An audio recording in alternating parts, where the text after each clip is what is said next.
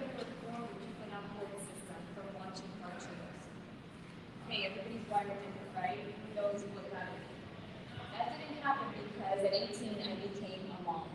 And when I became a mom, I had to drop out of FIU law. And I didn't make that a period in my life. I made that a comma in my life, and I just added mom to the rest of my resume.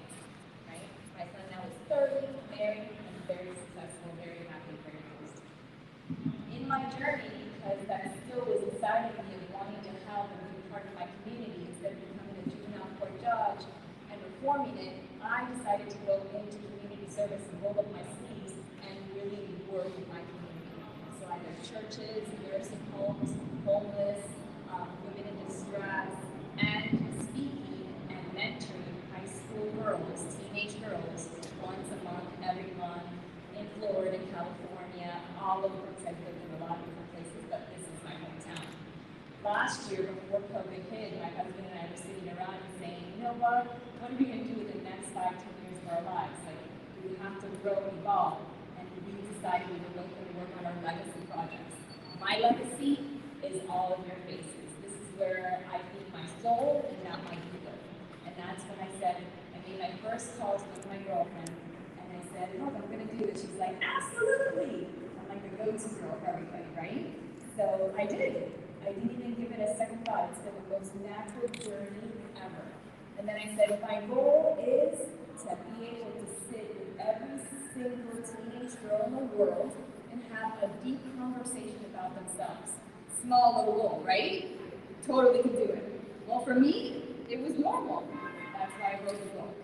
They haven't figured out how to clone me yet, so I wrote the book so that every time I can get my message out to every single teenage girl in the world. And that is what I am going to do. I decided to start in my hometown, 305, in Slam, charter school that has done so much good for so many of you. It can only add, and add value. So I want to add value in not only this charter school, public charter schools, private schools, hence why Ben is here with us, supporting us, and then also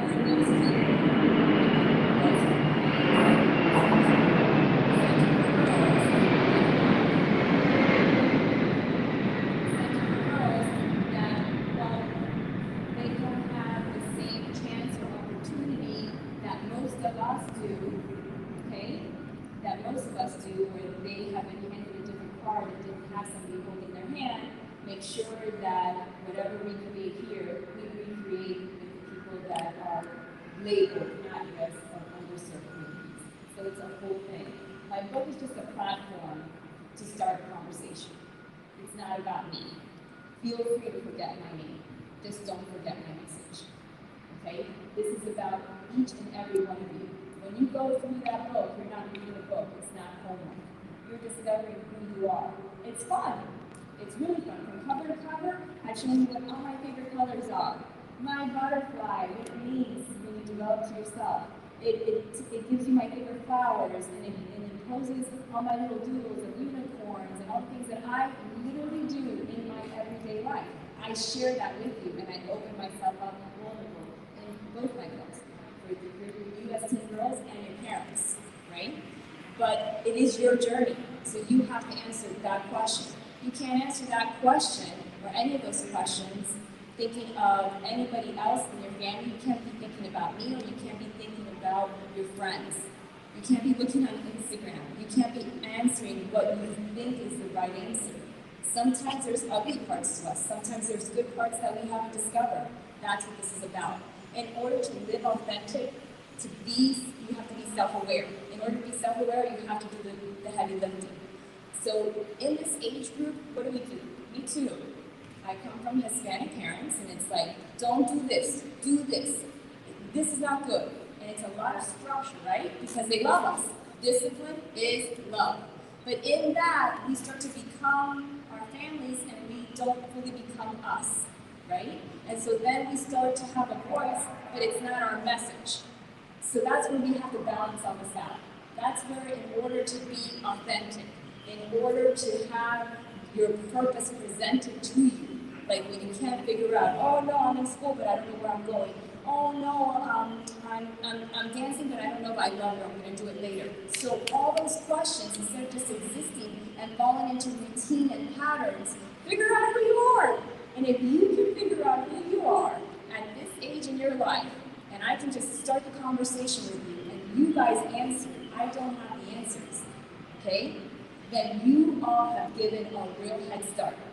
My books are about head start in life of real life skills. It's things that you're not going to have in your school being taught to you until I come out with my career.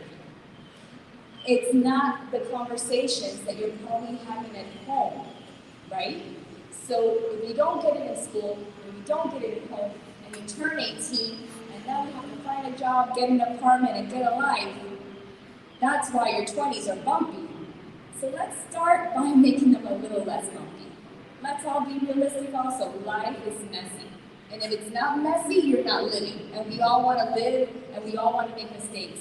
But we want to make sure that the mistakes that we're making are mistakes that we are able to stand back up from, to have the strength, and to avoid some things, to see those blind spots, to break those patterns of behavior that keep us and beat us down from moving forward or detracting us from our life's purpose and living authentically. Is everybody going to live the best life, the perfect life of being the next first woman president of the United States? Is that every single one of our purposes? Absolutely not.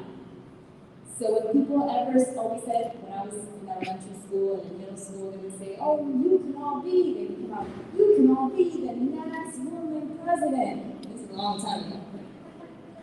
And I would look at them and say, well, why do I want to be? You know? But they wanted me to carry, I understand their intent, but the message I couldn't relate to, because it wasn't about me. It was about what that person thought was the benchmark. For me, the benchmark for every single one of you humans, okay? Every single one of you humans is to live your best life and to live authentically. Not by saying it, by actions. Where you get up every day and you're like, hey, I may not love everything in this world that's happening, but we can't control everything in this world that's happening. But I love everything that's happening in my world. Because you have to create your own world. Okay? And so in order to do that, you have to know who you are. You have some fundamental values that have been taught to you, that have been influenced to you without you even knowing, by family, by friends, community, school, social media, YouTube, all these fun stuff that are great platforms, that I guarantee you, if you put your phone down, and you pick up my book, you're going to get a better sense of self, of life, of purpose, that's going to be the biggest degree that you can put on your wall, in your heart, in your mind, and that you're going to be able to pay it forward in your life, in your community, with your friendships, in your relationships, in your career, hands down. That's my goal for my teens. The reason the teen parent book, I ended up becoming the power of parenting came along. I was out in one of the other states and I had a focus group of girls. And I literally would meet with girls in groups like this, and then I would meet with them every Saturday over the phone, one-on-one, for months and months and months, making sure that I am doing my due diligence in working with every single individual, right? So I can get the best feedback. And they would sit here and tell me in these groups that their parents were there with me, and their parents are saying, oh my God, oh, look at little Amanda, she's so perfect, she's so great, I'm so proud of her. And she would look at her mom and her dad and say, oh, thank you, Mommy, thank you, Daddy, it's great, oh, you're so supportive, I love you so much, happy kissy, happy kissy. And on Saturdays, when we had our calls, else, and it was just the girls and me, and it was just one girl and me at a time, they would open their heart. Okay? They entrusted me because I would never betray somebody's heart. And I was vulnerable equally with them. And then they would tell me, oh no, my mom says that in person, but when we get home, it's a different story. My dad thinks he's so proud of me, but I don't even come out of my room because my stepmom has a problem being jealous of me.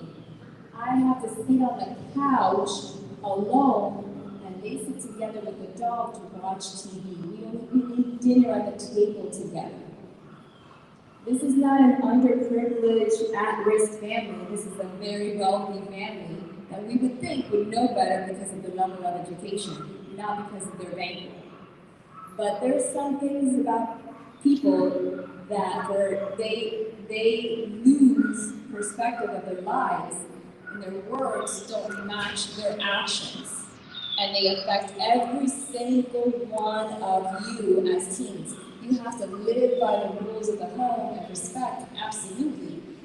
But you also see the things that they're saying and not doing themselves, right? Like, get off social media, but mom is on TikTok and Instagram all day long. Stuff like that. Or the first thing you're doing in the morning is turning, instead of getting up and getting ready for your day, is checking out your phone.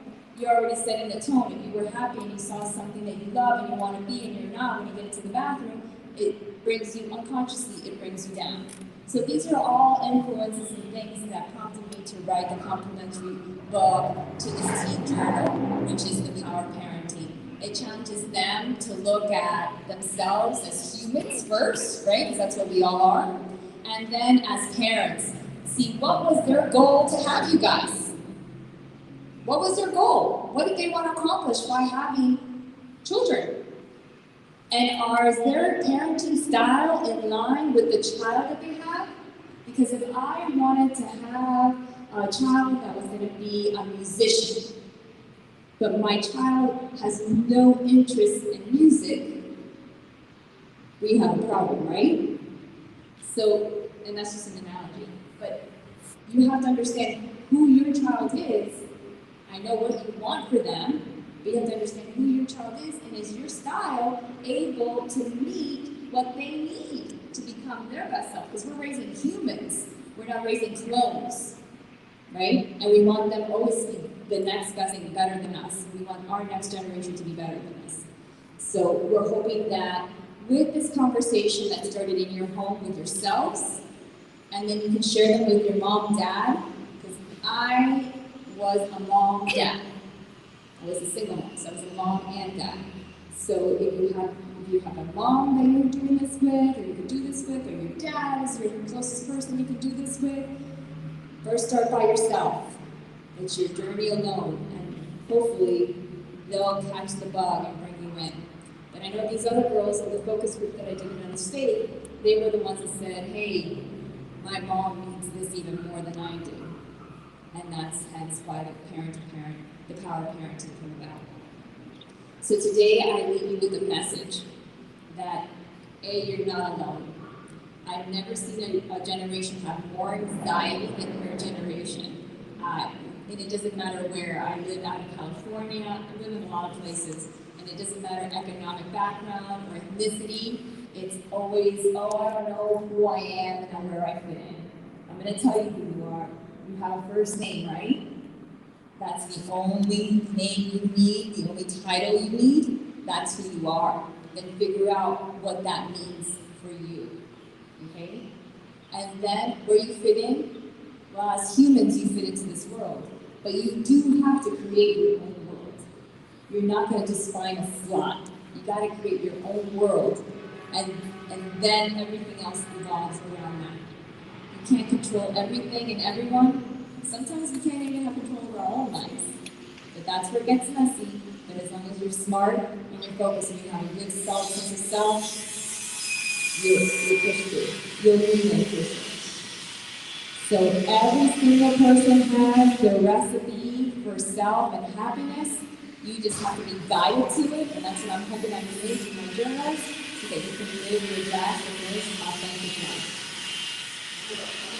It's a conversation, not like a person. So this is a conversation. We're going to ask you a couple questions, and I want to have the girls, this is spontaneous stuff. If you don't know me, I'm spontaneous, you're in trouble already. So you heard a little bit, obviously, as Principal Breto says, we just did this with them a couple of days ago. So it's a lot in a short amount of time.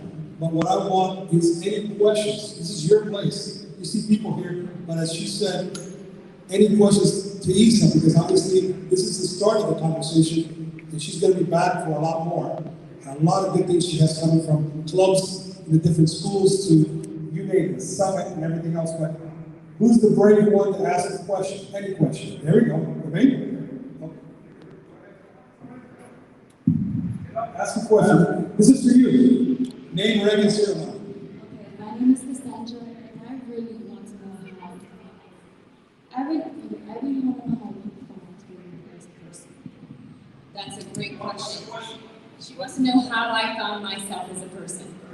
So I'm like a little bit weird, right? So since I can tell you, my first recollection of myself was a very, very little girl, and I had my great grandmother. She was 98 years old. She was my first best friend.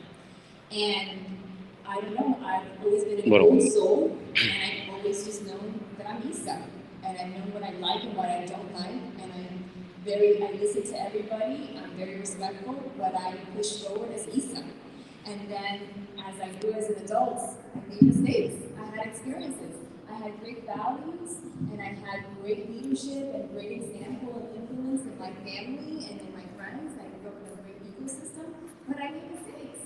And I wish I would have had somebody not tell me what I should be doing, what I shouldn't be doing, and explain to me why and how. Because that's the most important thing. Okay, don't go down this path. Okay, but tell me why I shouldn't, so that I have the tools that I can apply in real life. Tell me how, if I don't go this way, tell me what other way to go, how else to get where I want to go. I wish I had that part, and that's what I didn't get from my family. They protected and loved me so much, which I'm great to this day, but they couldn't give me what they didn't have, because they're an older generation as well, and I'm the first American here, they were from another country, so they gave me everything they had. I needed more, so hence my mistakes. So that's why I am starting the conversations with you guys early, so that you take all those good values that you already know and are already in here, and then attach why and how. And how you attach why and how is when you look deep inside of you and you figure out who you are and what you need. And then you go have that conversation with your mom and your dad and you say, listen, what you're saying to me is absolutely right, and look what I figured out about myself. And this is what I would like to do, help me. And then they can guide you. And if they can't guide you, there's so many other resources that we're creating, because not all of us have the perfect parents, right? That's the reality of life. We're not going to cover the sun with our thumb and say, oh, everything is perfect. It's not. It's messy. We have to some are more engaged than others. And there are resources that present to you, that can help you guide you who you are and know what's possible. And not just living.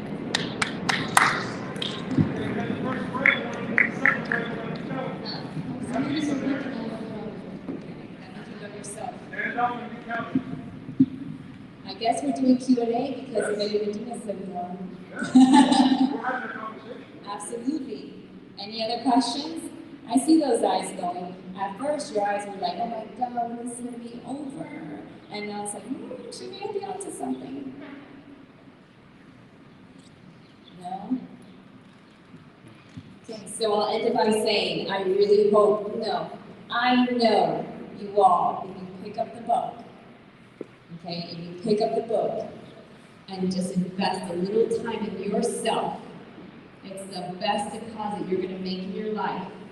You will find out things about you that have formed you, things about you that you want to add, to your box of skills and things that you don't like about yourself early on that you want to change. And then you're ready. Thank you guys. I'll be back.